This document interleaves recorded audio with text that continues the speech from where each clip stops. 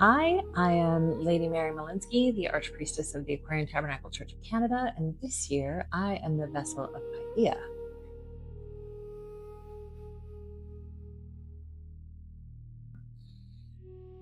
Oh, the Pythia is a priestess of Apollo, and Apollo is not a god that I have done a lot of work with. So this is an opportunity for me to grow spiritually, learn the lessons and mysteries that Apollo has to share with me.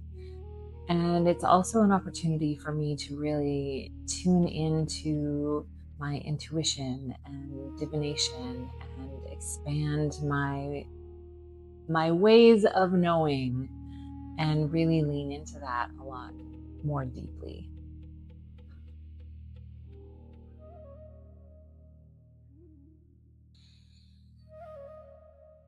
Well, it's a role that I've wanted to work with for quite a few years now. It's like, oh, I haven't done that role yet. I want to learn those lessons. I want to experience that mystery. But I also had this connection when we were at GodCon this year of we were doing a meditation in one of the workshops at GodCon, and I was connecting with Pythia's energy because regardless of whether I got the role or not, I was going to work with her. I was like, nope, I've determined this is the energy that I need to work with now.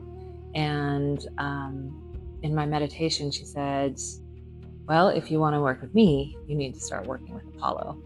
And so just right away that weekend, I started like worshiping the sun. And so that's part of how I knew it was time.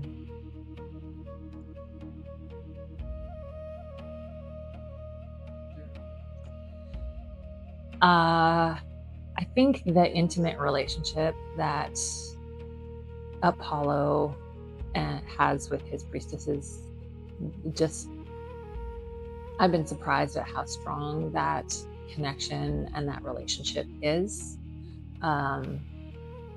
Also, I'm a person who tends to be chilly anyway, but I've definitely noticed that snake energy is strong, and if I don't have lots of warm blankets and things to warm me up, I'm very cold.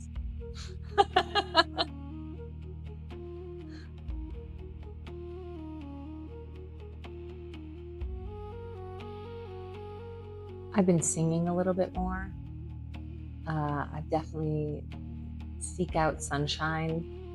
I'm actively seeking out that energetic connection with Apollo much more, well, obviously, than I ever had before, because he's not a god that I did a lot of work with before. So coming to appreciate his role in the pantheon as well.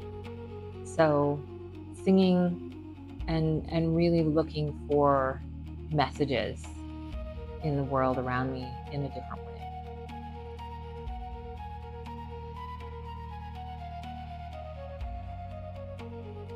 All right.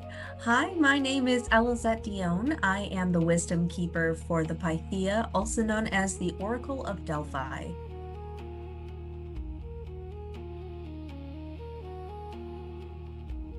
I came into being the wisdom keeper for Pythia because Pythia was my first role in 2018 when I began with the mysteries.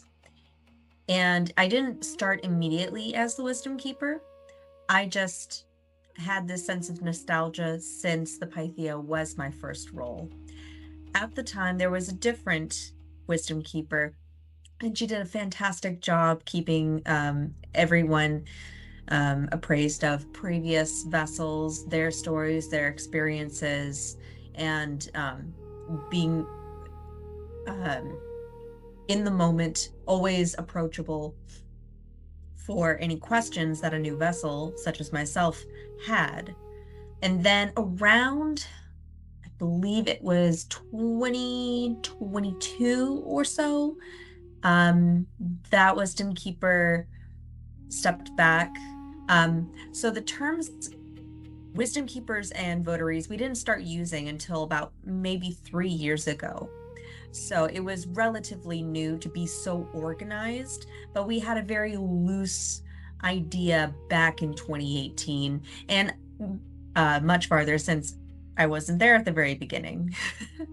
But since then, I have been holding the role of wisdom keeper for Pythia since.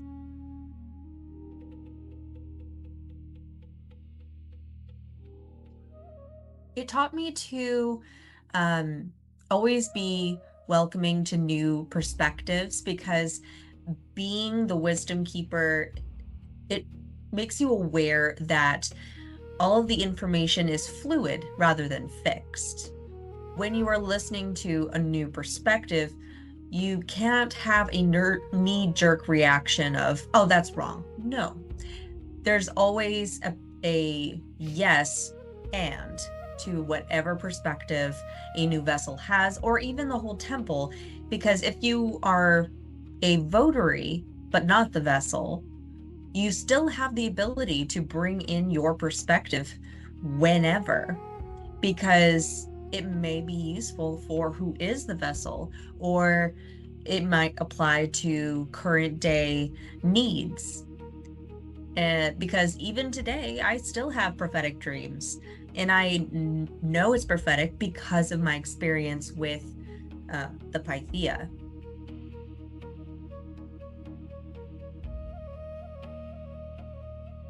Well, this year is very fantastic because we are utilizing Moodle as a tool. We have gathered together all of the information from previous votaries and wisdom keepers that we have picked up along the years, such as myths that have been particularly useful when it comes to meditating with Apollo, or even just Pythia herself.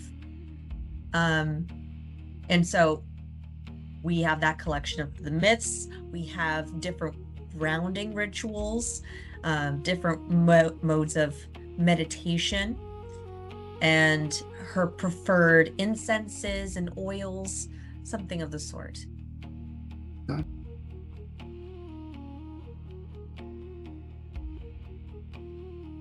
With continuity, in a perspective of knowing that there has to be some flexibility with every new year.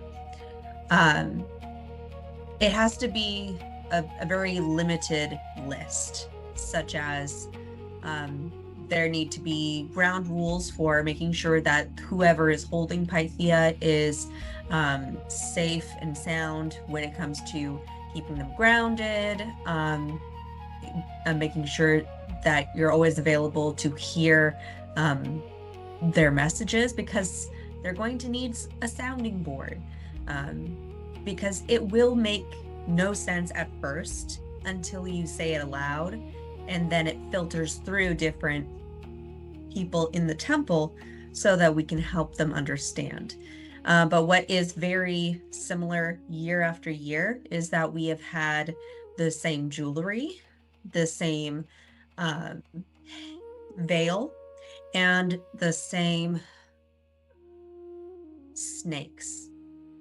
So those really hold energy and has builded over the years. And so whenever you see them on stage, you have to know the jewelry, the snakes, the veil, they are old and they are powerful. So if anyone holds them other than the Temple of Pythia, you're going to have to be aware that it's like holding lightning rods.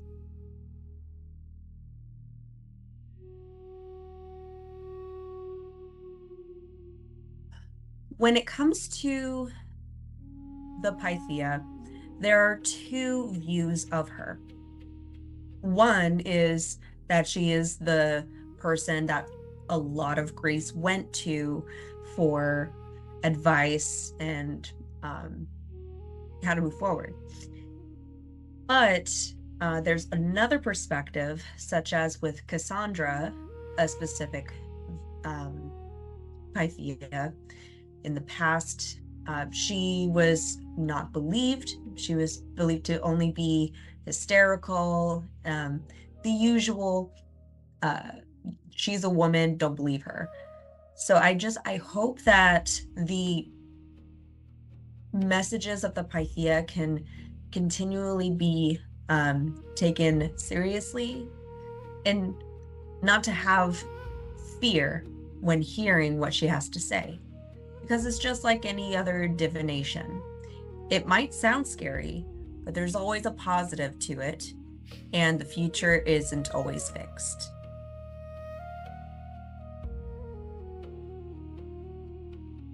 Hmm. Well, the Pythia is sort of a bridge between the gods and humanity.